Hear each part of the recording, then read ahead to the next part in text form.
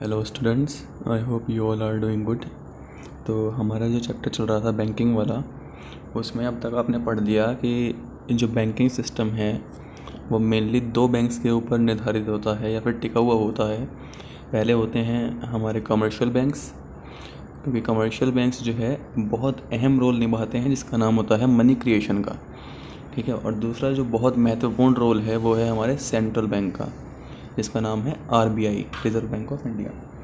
क्योंकि जो हमारा आरबीआई है वो सारी डायरेक्शंस प्रोवाइड करता है। वो एक एपेक्स बॉडी है जो कि हमारे पूरे की पूरी मनी सप्लाई को कंट्रोल करता है। हमारे जो कमर्शियल बैंक्स हैं उनको गाइडलाइंस देता है कि कैसे काम करना है, कैसे हमारे देश के अंदर पैसे की कमी नहीं होने देनी है। ठीक है। अब आज का जो टॉपिक है वो है कि कैसे हमारा रिज़र्व बैंक देश के अंदर या किसी भी अर्थव्यवस्था के अंदर मनी सप्लाई को बैलेंस करता है, या फिर जो मॉनेटरी पॉलिसी है वो क्या होती है। ठीक है। अब टॉपिक स्टार्ट करने से पहले आपको एक चीज़ समझ लेनी होगी कि किसी भी देश की अर्थव्यवस्था हो उसके अंदर दो पॉलिसीज़ होती हैं जो कि बहुत ज़्यादा महत्वपूर्ण होती हैं। पहली का नाम तो होता है, ये हर देश की बात कर रहे हैं हम, सिर्फ इंडिया की बात नहीं कर रहे हैं। हर देश के अंदर ये दो पॉलिसीज़ ही होती हैं जो मतलब जो एक्सट्रीम्स ऑफ इकोनॉमीज़ होते हैं, इन्फ्लेशन और डिफ्लेशन, इनसे हमें बचा के रखती हैं या फिर जो है हमारे देश को चलाती हैं। आप एक तरह से ये भी कह सकते हैं। पहली तो होती है फिस्कल पॉलिसी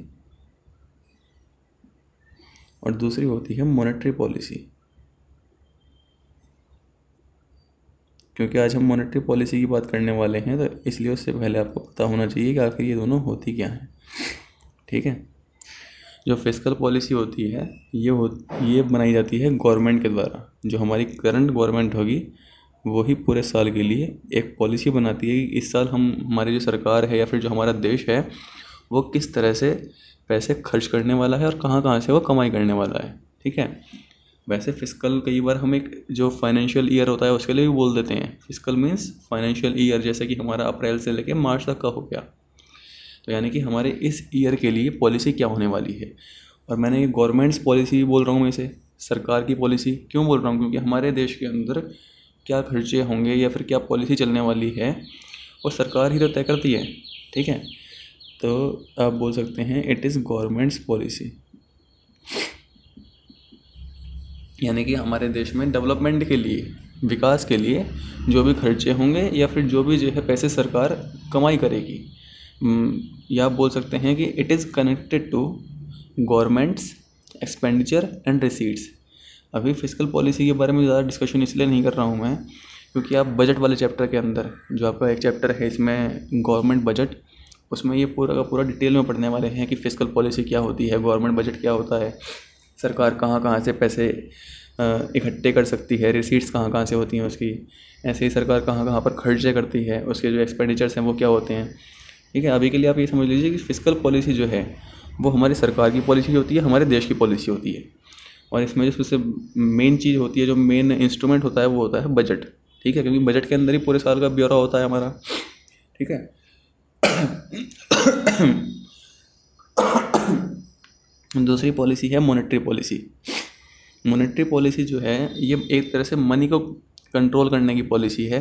जो मनी सप्लाई है देश के अंदर उसको कम या ज़्यादा करने की पॉलिसी है। ठीक है। और मैं आपको पहले भी बता चुका हूँ कि देखो जो एक्सट्रीम्स हैं हमारी इकोनॉमी के वो क्या हैं, इन्फ्लेशन एंड डिफ्लेशन। जब इन्फ्लेशन होगा वो कब होता है, जब लोगों के पास पैसे ज़्यादा होते हैं। महंगाई तब होती है जब लोगों के पास पैसे ज़्यादा हों। तो पैसे ज़्यादा होंगे, इन्फ्लेशन होगा, उस टाइम पे क्या होगा, जो मॉनेटरी पॉलिसी है उसमें कुछ चेंज करेंगे और जो मनी सप्लाई है उसको रिड्यूस कर देंगे। यानी कि जो पैसा है वो सोक कर लेंगे हम अपनी इकोनॉमी से।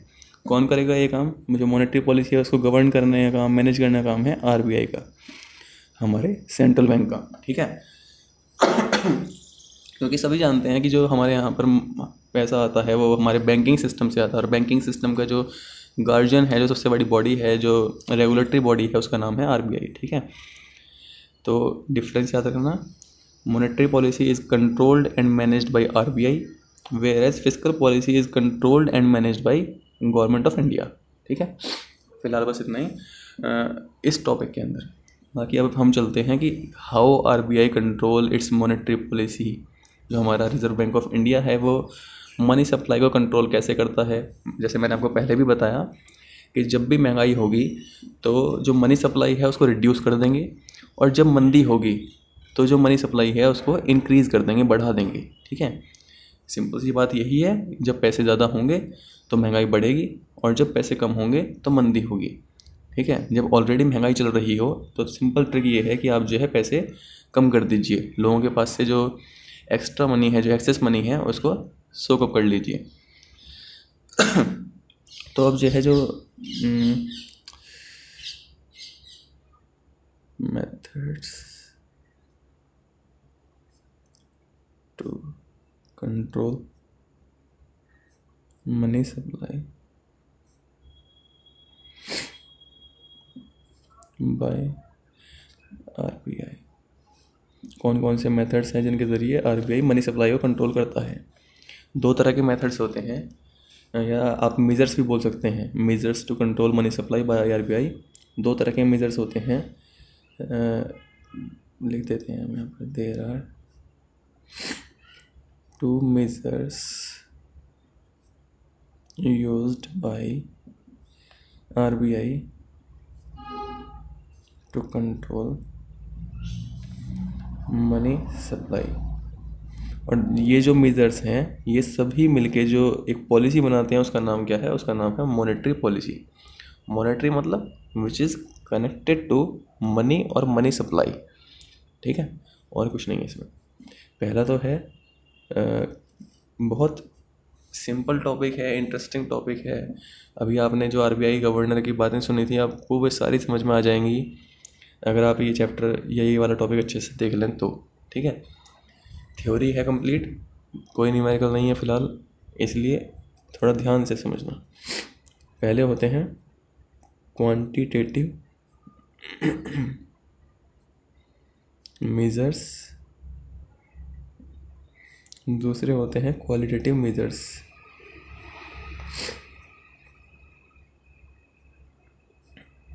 Quantitative and qualitative measures. अब दोनों के बीच का डिफरेंस क्या है। जो हमारे क्वांटिटेटिव मेजर्स होते हैं ये हमारी कंप्लीट इकोनॉमी पे इफ़ेक्ट डालते हैं, या आप लिख सकते हैं इम्पैक्ट होल इकोनॉमी।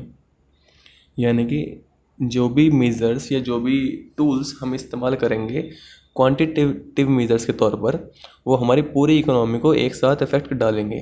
ठीक है, दूसरा है क्वालिटेटिव मेजर्स। क्वालिटी मीन्स कि हम किसी पर्टिकुलर सेक्टर के अंदर घुसकर उसको चेंज कर रहे हैं। अब जानते हैं कि जो हमारी इकोनॉमीज़ होती है वो बहुत सारे सेक्टर्स में बटी होती है।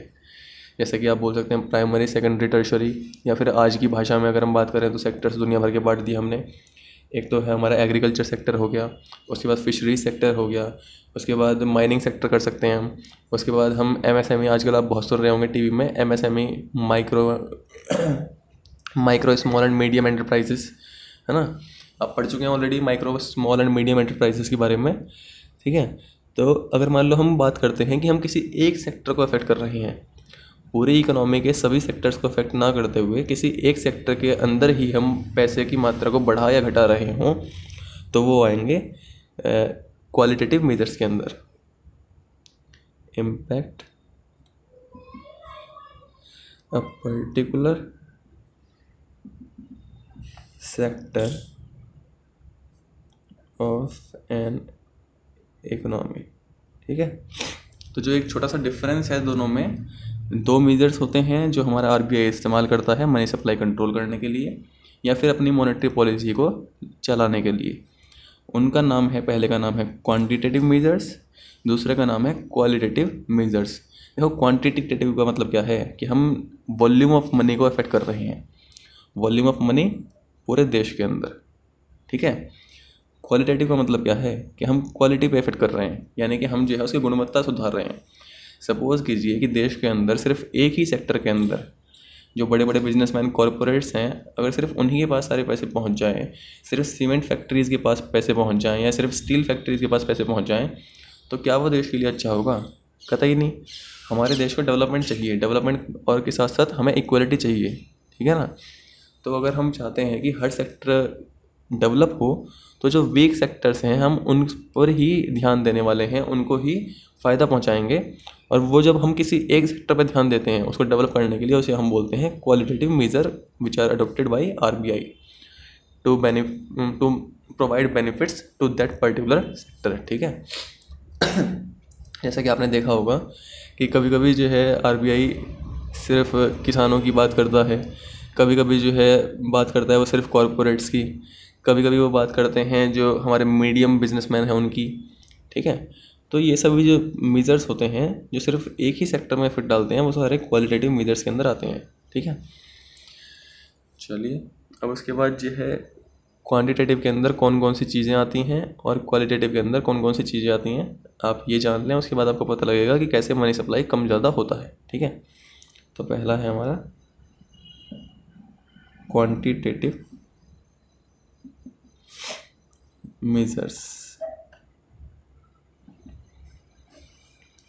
क्वांटिटेटिव आप समझ गए कि जो हमारे पूरे इकोनॉमी को अफेक्ट करने वाले हैं वो सारे के सारे जो टूल्स हैं वो इसके अंदर आने वाले हैं।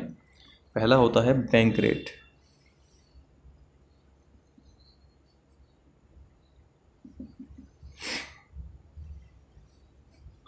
अब देखो बैंक रेट होता क्या है।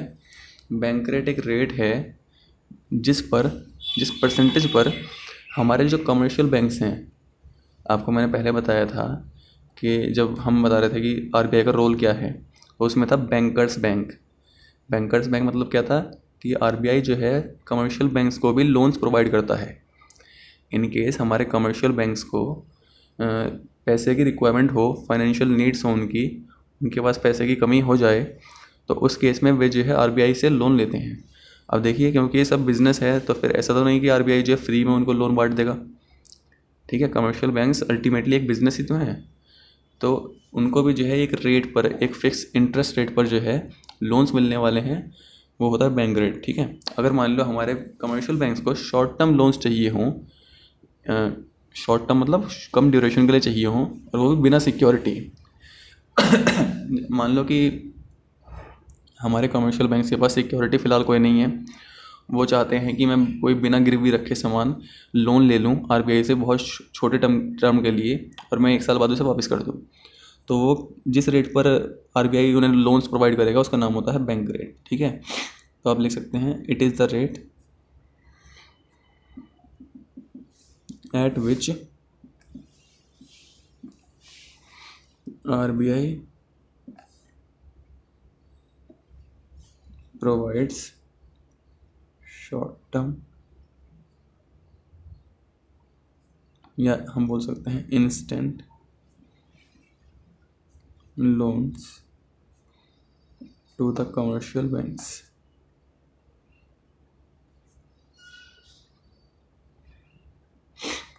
बैंक रेट क्या होता है? एक रेट है जिसके ऊपर RBI जो है शॉर्ट टर्म लोन्स प्रोवाइड करता है कमर्शियल बैंक्स को। अब हमने आपसे कहा कि जो हमारे क्वांटिटेटिव मेजर्स हैं वो पूरी इकोनॉमी को अफेक्ट करेंगे। आप पूछ सकते हैं कि बैंक रेट से हमारे ऊपर क्या फ़र्क पड़ रहा है। भाई इस रेट पर तो जो है जो RBI है वो कमर्शियल बैंक से लोन दे रहा है, तो हमारा क्या मतलब इससे? भाई हमारा इससे मतलब ये है कि जिस रेट पर, अगर मान लो कि बैंक रेट हाई होगा यानी कि बैंक रेट ज़्यादा हुआ, तो इसका मतलब क्या कि हमारे जो कमर्शियल बैंक्स हैं उनको लोन्स महंगे मिलेंगे। जब उनको लोन्स महंगे मिलेंगे तो ऑब्वियस ही बात है कि वे जो है आम जनता को लोन्स महंगे ही देंगे। जो इंटरेस्ट रेट होता है लोन्स का वो इससे ही डिफ़ाइन होता है। जो कमर्शियल बैंक्स आम आदमी को लोन प्रोवाइड करते हैं उसका इंटरेस्ट रेट बैंक रेट से ही डिफ़ाइन होता है। अगर मान लीजिए बैंक रेट हाई होगा तो कमर्शियल बैंक्स भी लोन्स जो है महंगे देंगे तो मतलब क्या होगा, लोग उसे कम लेंगे, और लोग कम लेंगे तो उसका मतलब क्या हुआ, मनी सप्लाई रिड्यूस हो गई, ठीक है। इसी तरह से अगर मान लीजिए बैंक रेट RBI ने कम कर दिया तो जो कमर्शियल बैंक्स हैं वो लोन्स कम रेट पर लेंगे, उनको लोन सस्ते मिलेंगे। जब उन्हें लोन सस्ते मिलेंगे तो वो आम जनता को भी लोन्स कम रेट पर देंगे, ठीक है। और जब वे आम जनता को लोन्स कम रेट पर प्रोवाइड कर रहे होंगे तो आम जनता जो है लोन्स ज़्यादा लेने की कोशिश करेगी या लेगी, और जब वो ज़्यादा लोन्स लेगी तो लोगों के पास मनी सप्लाई बढ़ेगा, ठीक है। तो सिंपल सी बात है, जब इन्फ्लेशन होगा जब हमारे देश के अंदर इन्फ्लेशन चल रहा होगा, इकोनॉमी के अंदर इन्फ्लेशन, महंगाई चल रही होगी, तो उस टाइम पे जो है आरबीआई बैंक रेट को क्या करेगा, क्योंकि जो है इन्फ्लेशन के टाइम पे हमें मनी को स्क्वीज़ करना है, इकोनॉमी से वापस निकालना है, तो इसलिए जो है बैंक रेट को हाई कर दिया जाएगा। और जब डिफ्लेशन होगा तो उस टाइम पे बैंक रेट को रिड्यूस कर दिया जाएगा। ठीक है, इन्फ्लेशन में ये होगा हाई, डिफ्लेशन में ये होगा रिड्यूस। ठीक है, या फिर आप बोल सकते हैं ये इंक्रीज हो जाएगा और यहाँ पर डिक्रीज हो जाएगा। ठीक है, बैंक रेट होता क्या है, एक रेट जिस पर आरबीआई जो है कमर्शियल बैंक्स को शॉर्ट टर्म लोन्स प्रोवाइड करता है।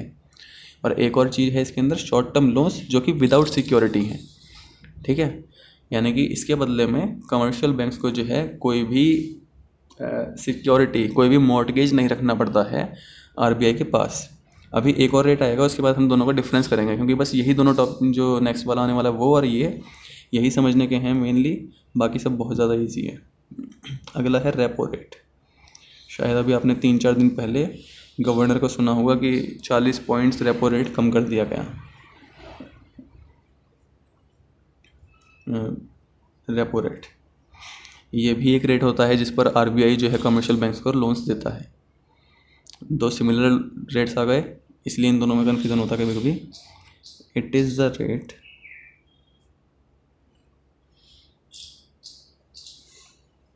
Eight which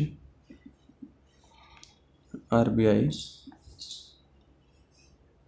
provides. वैसे नॉर्मली इसमें भी शॉर्ट टर्म यूज़ होता है, बट हम जो है शॉर्ट टर्म लॉन्ग टर्म दोनों को इंक्लूड करके मानेंगे इसे। Provides loans to commercial banks. अब डिफरेंस समझ लो कि बैंक रेट में और रेपो रेट में डिफरेंस क्या है। देखो, ये सिर्फ शॉर्ट टर्म लोन्स के लिए ही होता है, या बोल सकते हैं इंस्टेंट लोन्स के लिए। इंस्टेंट लोन्स मतलब कि यहाँ पर जो है कमर्शियल बैंक्स को कोई भी सिक्योरिटी नहीं देनी पड़ती। ठीक है, जब भी जो है आप किसी के पास लोन लेने के लिए जाएंगे, बैंक के पास या किसी फाइनेंशियल इंस्टीट्यूशन के पास, तो आपको जो है कुछ गिरवी रखना पड़ता है, कुछ मॉर्टगेज करना पड़ता है, कोई सिक्योरिटी रखनी पड़ती है। क्यों? क्योंकि अगर इन केस आप जो है वो लोन का अमाउंट वापस ना कर पाएँ, रिटर्न ना कर पाएँ, तो वो जो आपकी सिक्योरिटी है उसको बेचकर आपका जो लोन का अमाउंट था वो रिकवर हो सके। इसलिए अब जो है अगर मान लो कोई आपको बिना सिक्योरिटी के लोन दे रहा हो, तो ऑब्वियस सी बात है वो जो है हाई रेट चार्ज करेगा। ठीक है, जो बैंक रेट होता है वो जनरली हाई होता है, यानी कि ये जो है महंगा रेट होता है इसका। ऐसे ही जो रेपो रेट होता है वो सस्ता होता है। आपने शायद अभी कल परसों देखा 3 से 4%। ठीक है, 4%, 5% ये जो है इतना ही घूमता रहता है, 3 से लेकर 7% के बीच में रहता है रेपो रेट। ठीक है, तो ये जो है सिक्योरिटी के बिना लोन देने के लिए है, और ये सिक्योरिटी के साथ देने के लिए है। यानी कि जब भी रेपो रेट से कमर्शियल बैंक्स लोन्स लेंगे तो उनको जो है आरबीआई के पास अपनी सिक्योरिटीज़ गिरवी रखनी होगी, या बोल सकते हैं हम शॉर्ट टर्म के लिए सेल करनी होगी। ठीक है, बैंक रेट में कोई सिक्योरिटी का जिक्र नहीं होता, इसमें जो है सिक्योरिटीज़ आ जाती हैं। बाकी दोनों ही रेट्स जो है किस चीज़ के लिए हैं, एक रेट है जिस पर जो है आरबीआई कमर्शियल बैंक्स को लोन्स प्रोवाइड कर रहा हो, और जो मनी सप्लाई को कंट्रोल करने की बात है उसमें दोनों का सेम ही रोल रहने वाला है, क्योंकि जो है ये भी एक तरह का रेट ही है, और इस पर भी जो है कमर्शियल बैंक्स का जो फाइनेंशियल कंडीशन है वो डिफ़ाइन होती है। तो अगर मान लो रेपो रेट हाई हो गया, तो इससे क्या होगा कि हमारे जो कमर्शियल बैंक्स हैं उनको लोन्स महंगे मिल रहे हैं। जब उनको लोन्स महंगे मिल रहे हैं तो वो आम जनता को लोन्स महंगे ही देने वाले हैं, और जब आम जनता को लोन्स महंगे मिलेंगे तो वो जो है कम से कम लोन्स लेने की कोशिश करेंगे। इसका मतलब क्या हुआ, कम से कम लोन्स लेने का मतलब क्या हुआ कि मनी सप्लाई रिड्यूस हो गई। ठीक है, आपने शायद अभी परसों तरसों देखा हो कि आरबीआई गवर्नर शक्तिकांत दास ने रेपो रेट रिड्यूस किया। तो आप खुद ही समझ लीजिए रेपो रेट रिड्यूस करने का मतलब क्या होगा कि इस टाइम पे हमारे यहाँ पर मंदी चल रही थी। ठीक है, एक तरह से जो है क्योंकि कोरोना की वजह से इकोनॉमी थोड़ा डैमेज होने लगी है, तो एक मंदी जैसे हालात उभर रहे थे। वो ना उभरें, इसके लिए पहले ही रेपो रेट को रिड्यूस कर दिया। रेपो रेट रिड्यूस करने का मतलब क्या है कि जो हमारे कमर्शियल बैंक्स हैं अब उनको सस्ते लोन्स मिल सकेंगे। जब उनको सस्ते लोन्स मिलेंगे तो वो भी जो है आम जनता को सस्ते लोन्स देंगे। और सस्ते लोन्स देने का मतलब क्या है कि जिन लोगों के बिजनेस ठप हो चुके थे, जिनके पास पैसे नहीं बचे हुए थे, वो अब जो है लोन्स ले पाएंगे। और लोन्स लेने का मतलब क्या है, ये अब जो है मनी सप्लाई इंक्रीज हो जाएगा। ठीक है, सेम इम्पैक्ट जो है यही वाला यहाँ पर भी होता है। उसके बाद थर्ड है reverse repo rate. Reverse repo rate देखिए,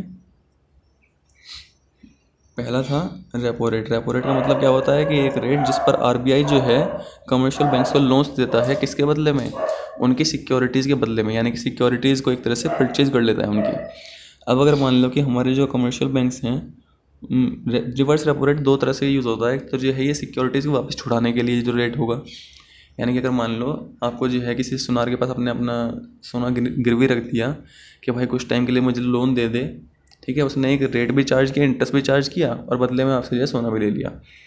अब जो है जब आप उसे छुड़ाने के लिए जाएंगे अपने सोने को, ठीक है, तो वो जो है एक और हाई रेट रखेगा, क्योंकि बिजनेस कर रहा है वो अल्टीमेटली। जो हमारा रिजर्व बैंक है वो भी कमर्शियल बैंक से बिजनेस करता है, कमर्शियल बैंक हमारे से बिजनेस करते हैं, हम किसी और के साथ बिजनेस करते हैं, तो ऐसे एक चेन चलती रहती है। ठीक है, तो आप बोल सकते हैं कि it is the rate at which, जो हमारे कमर्शियल बैंक्स हैं, it is the rate at which commercial banks provides loans to reserve bank. ठीक है, यानी कि इसका उल्टा है ये। यहाँ पर तो आरबीआई कमर्शियल बैंक को लोन्स प्रोवाइड कर रहा था, और यहाँ पर जो है रिवर्स रेपो के अंदर जो कमर्शियल बैंक्स हैं वो आरबीआई को लोन्स प्रोवाइड कर रहे होंगे। ऐसा नहीं है कि रिजर्व बैंक को नीड नहीं होती है पैसे की। इन केस जो हमारी गवर्नमेंट है, जैसे कि अब जो हालात चल रहे हैं, इसमें क्या हो रहा है कि गवर्नमेंट के पास भी पैसे की कमी पड़ने वाली है। ठीक है, या पड़ रही है, हम ये भी कह सकते हैं। तो उस केस में जो गवर्नमेंट है वो आरबीआई से बोरो करेगी। आरबीआई के पास भी ऐसा तो नहीं है कि अपार खजाना है, बस निकालते रहो निकालते रहो निकालते रहो। तो हो सकता है कि उस केस में आरबीआई भी जो कमर्शियल बैंक्स हैं उनसे लोन्स ले ले। या फिर ऐसा नहीं कि सिर्फ वो लोन्स लेगा अपनी नीड के लिए ही। कभी कभी क्या होता है, जो कमर्शियल बैंक्स हैं वो भी अपने पैसे को सिक्योर करने के लिए वो भी कहीं इन्वेस्ट करते हैं, तो वो इन्वेस्ट करने के लिए जाते हैं आरबीआई के पास। ठीक है, यानी कि अपनी सेविंग्स को आरबीआई के पास रख देते हैं कि आप जी हमसे लोन ले लो या हमारे जो पैसे हैं इसको डिपॉजिट कर लो और बदले में हमें इंटरेस्ट प्रोवाइड कर दो। ठीक है, तो आप बोल सकते हैं ये तो वो वाला रेट है जिसमें आरबीआई चार्ज करता है कमर्शियल बैंक से, और ये वो वाला रेट है जिसमें आरबीआई प्रोवाइड करता है कमर्शियल बैंक्स को। It is the rate at which RBI, आप चाहें तो इसकी डेफिनेशन दो तरह से लिख सकते हैं, accepts deposits from commercial banks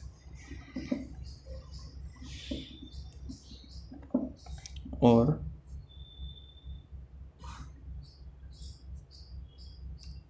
the rate at which commercial banks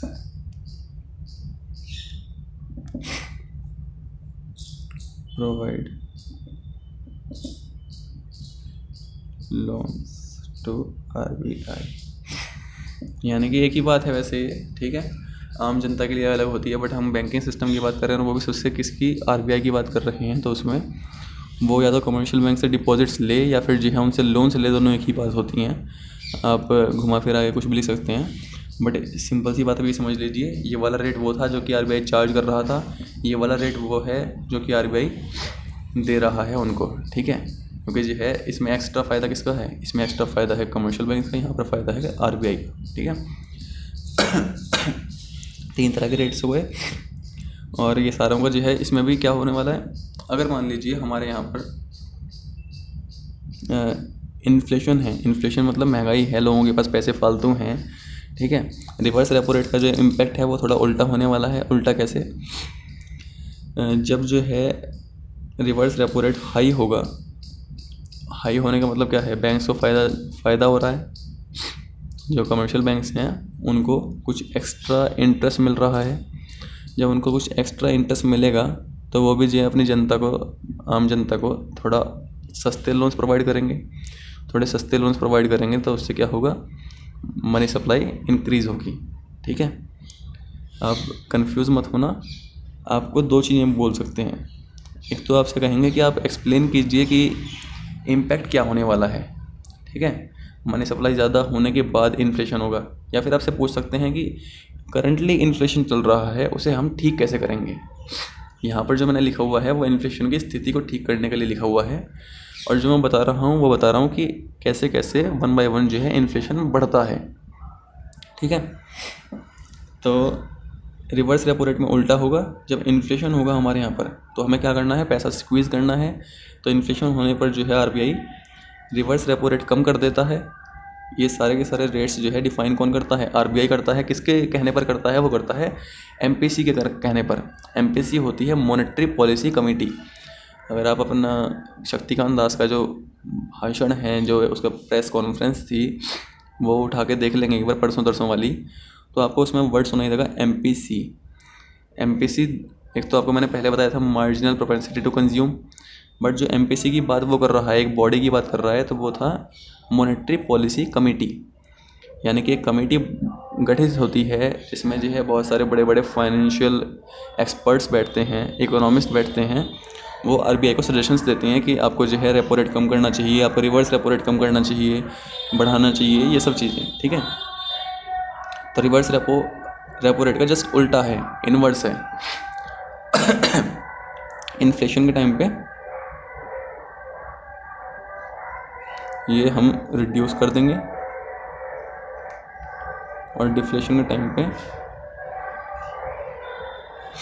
increase कर देंगे। ठीक है, फोर्थ है CRR, कैश रिजर्व रेशियो। आपको मैंने पहले भी बताया था CRR क्या होता है। ये कैश का वो अमाउंट है जो कि हमारे कमर्शियल बैंक्स को आरबीआई के पास रखना होता है एज अ रिज़र्व, कोई भी लोन आगे पहुंचाने से पहले। ठीक है, यानी कि इट इज़ द रिज़र्व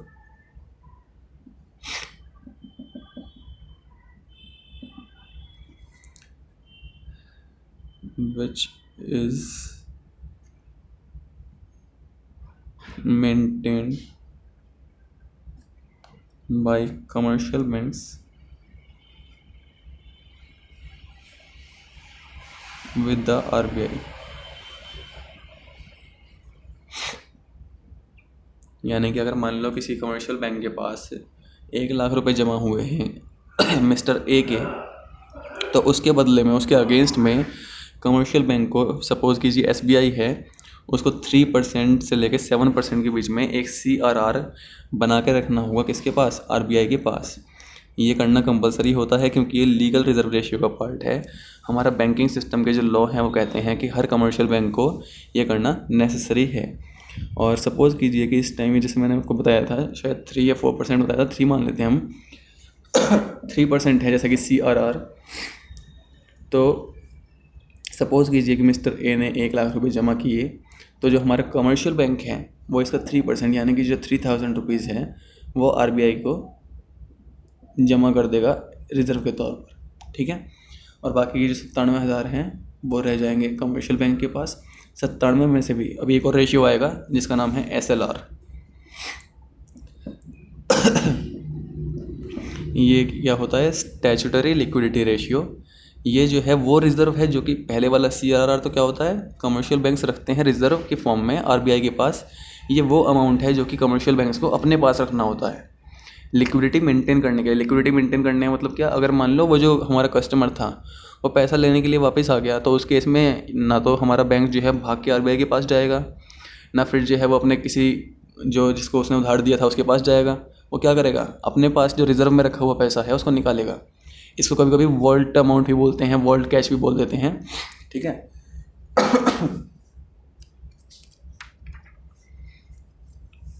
ये हैं liquid assets of the commercial banks, या फिर आप बोल सकते हैं it is the reserve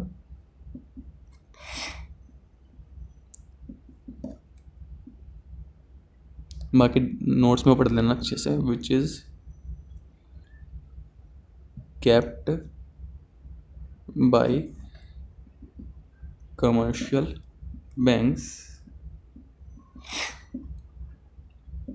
to maintain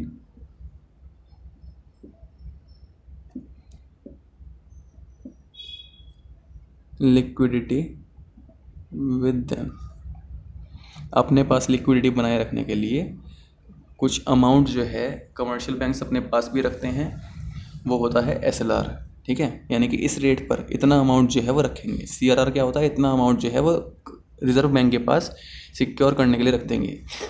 ये होता है सिर्फ कैश की फॉर्म में। जबकि जो SLR है इसमें क्या हो सकता है, it can be in the form of cash, it can be in the form of gold और एनी गवर्नमेंट सिक्योरिटीज़। ठीक है, या तो कोई सिक्योरिटी हो सकती हैं, कोई बॉन्ड्स वगैरह हो सकते हैं, कैश हो सकता है, या फिर जो है गोल्ड हो सकता है। मैंने आपको बताया जो गोल्ड है वो तो पता नहीं आदिकाल से चला हुआ आ रहा है, बहुत पुराने समय से चलता हुआ आ रहा है मनी के रूप में। ठीक है, तो it can be in the form of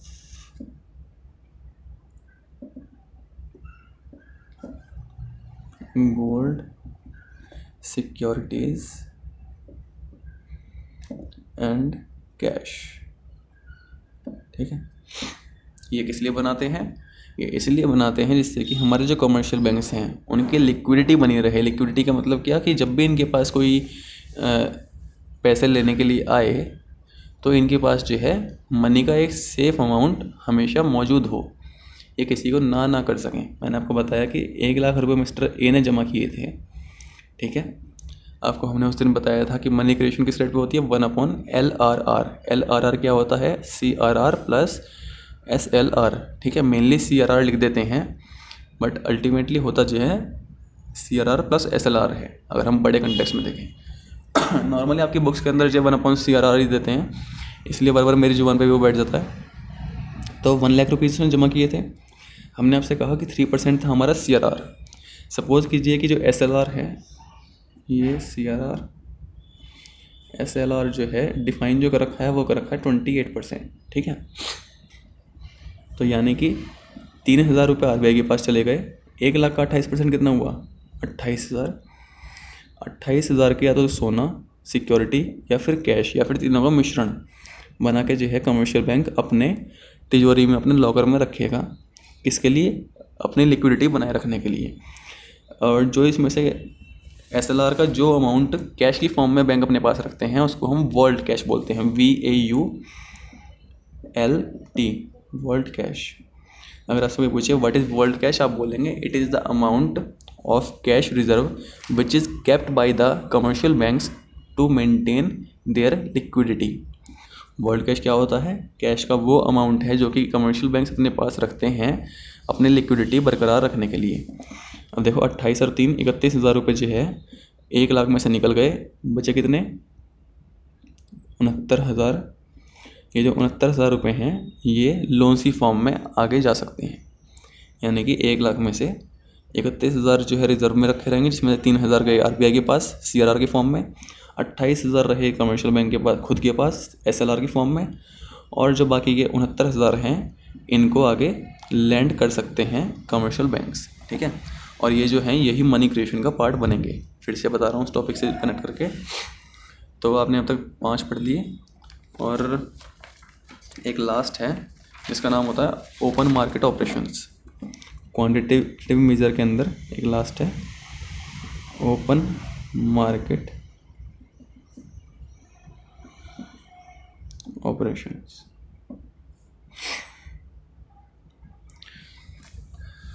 वैसे CRR और SLR की अगर हम बात करते हैं तो देखिए ये भी जो है, जब हमारे यहाँ पर अगर मान लो CRR बढ़ा दिया RBI ने, तो क्या होगा, कमर्शियल बैंक्स को जो है